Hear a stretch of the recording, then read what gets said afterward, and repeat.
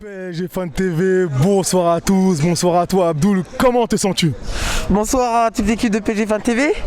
Je suis soulagé suite au stress qu'on a tous vécu durant ce match qui a été très compliqué parce que évidemment ça a fini au tir au but.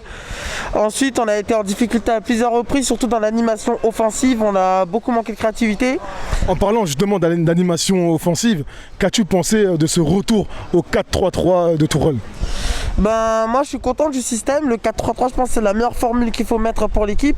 Par contre ce qui m'a dérangé c'est qu'on n'ait pas mis Kera comme arrière droit, on a mis Kurzawa à droite alors que c'est un gaucher, ce qui n'est pas possible pour les arrières. C'est pas comme les arrières droits qui peuvent jouer à gauche. Donc ça m'a beaucoup dérangé. Après le fait qu'on ait mis Marquinhos en 6, même s'il a dépanné à plusieurs reprises dans le passé, pour moi il doit jouer en défense centrale. La preuve ce soir, son match n'a pas été très bon.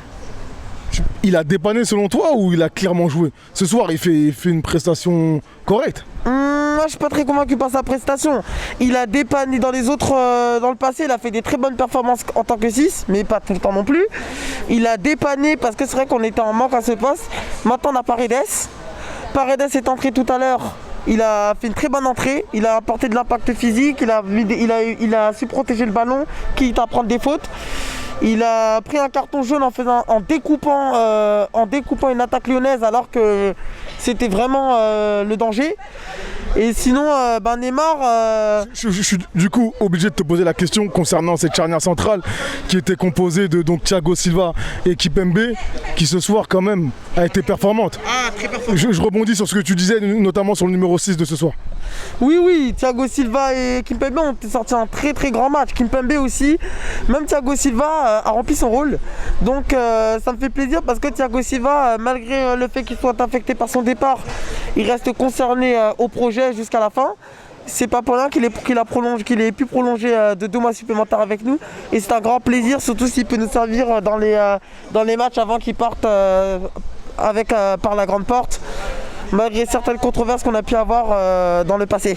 Mais je pense que c'est une bonne chose qu'il soit resté 2 mois supplémentaires parce qu'on a besoin de joueurs de quantité et de qualité bien sûr pour finir la saison et pour aller triompher le 23 août si Dieu le veut.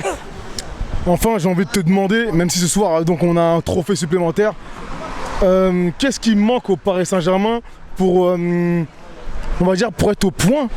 On connaît le rendez-vous qui arrive très vite là. Déjà pour commencer, il faut que l'équipe soit au point physiquement parce que le baromètre physique a été très inquiétant avec les blessures de Thiago Silva et de Mauro Icardi. En plus Mbappé qui est blessé mais qui est en train de faire une course contre la montre. Surtout dans les moments cruciaux comme ça, c'est pas très bon signe. Donc déjà le baromètre physique va falloir le régler. Et je pense que dans le jeu, tactiquement, je pense que les latéraux, franchement, il faut que Bernat revienne et qu'Herrera soit à son meilleur niveau pour jouer titulaire à droite parce que là, les latéraux, c'est vraiment nos gros points faibles dans le jeu. Donc il va falloir régler ça. Après, Mauro Icardi, j'espère qu'il va être au top pour la Ligue des Champions parce que c'est vrai que ces 2 derniers matchs n'ont pas été bons de sa part. Beaucoup trop lent aujourd'hui dans les courses. Bon, même si c'est pas un spécialiste des courses, il nous a pas habitués à ça depuis son arrivée. Donc va falloir qu'il se mette très vite dans le bain pour pouvoir être performant dans la dernière ligne droite de la saison 2019-2020. Merci à toi. Merci, bonne soirée. Et allez Paris!